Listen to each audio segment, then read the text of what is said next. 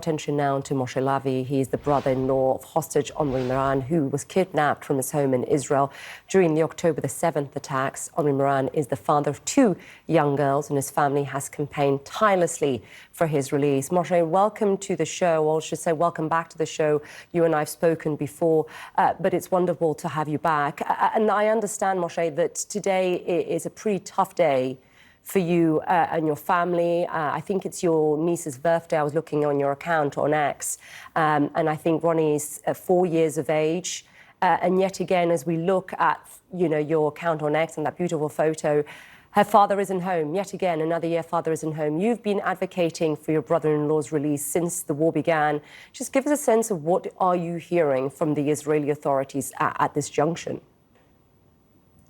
Thank you for having me again on the show. As you mentioned, it's Ronnie's fourth birthday, her second birthday without her father, my brother-in-law Omri. It's a difficult day for my sister, for the entire family, but they're making sure to mark and celebrate it, so Ronnie will cherish it in her memory as she grows up. And we're also making sure that she understands that we are going to keep fighting so that her next birthday, and hopefully much sooner, when we will be home and they'll be able to blow off the candles together. What we're hearing from policymakers in Israel, in the US, is that Hamas is the problem, that Hamas has refused to engage in good faith yet again. It prolonged the negotiations, even though Israel made the concessions expected of it, even according to the mediators countries, including Hamas sponsor, Qatar. And so we are now waiting for Hamas to understand that they cannot continue prolonging this war, and they cannot, in a way, hold hostage both our family members, 50 hostages who are still remain captive by Hamas, and also the people of Gaza, whose well-being they don't care for. Yeah, and look, I saw today that Israel's heritage minister, and this is according, by the way, Moshe, to Times of Israel and Haaretz, I think he did a radio interview today. He said the hostages, and I'm quoting him here, by the way, the hostages should be defined as prisoners of war. Prisoners of war are only dealt with after victory. First, Hamas should be defeated. When you hear those words from an Israeli minister, what do you say to that? Yes, I've listened to that, to those statements. He's a minister from one of the most radical parties to ever be part of a government.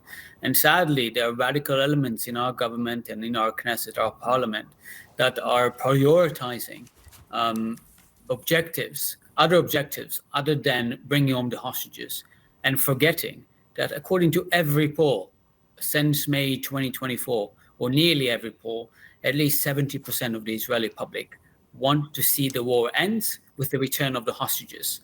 It's more than an objective, a war objective, bringing them home. It's also intrinsic in our society, in our culture, in our Jewish tradition, to redeem captives. And sadly, this minister, with the statements and other ministers, have been betraying their trust, betraying their role as public officials, and we keep emphasizing that to them. I do trust that the majority of the government and the parliament are supporting a hostage deal. That's our understanding, and that's what we hear, including from the prime minister. But we can't let those ministers being emboldened, just like we can't let other radical elements in our region, the Middle East, being emboldened, including Hamas and their accomplices. And Moshe, we heard, I think it was from one of the US officials, Steve Witkoff, in fact. I don't know if you heard us saying that he's expected to travel to Israel, I think it's tomorrow, on Thursday. But he said, a while back when the whole thing broke off in terms of the US team, the withdrawal of the US team from Doha, he said, we will now consider alternative options to bring the hostages home and to try to create a more stable environment for the people of Gaza. Do you know what he means by alternative options here? What more information, if any at all, are you getting from authorities? I will say, first and foremost, I don't expect policymakers to share with us families such information about their plans, specific plans. But what I do expect is that they will listen to us, meet us, and that's what they've been doing, including Ambassador Witkoff, who I've been meeting and speaking with families ever since he was appointed. Last week, there was a delegation of families in Washington, D.C., including my sister, Lishai, who was there. And they heard from Secretary of State Rubio that the U.S. is looking into other avenues, but those avenues including trying and find a different formula for an agreement.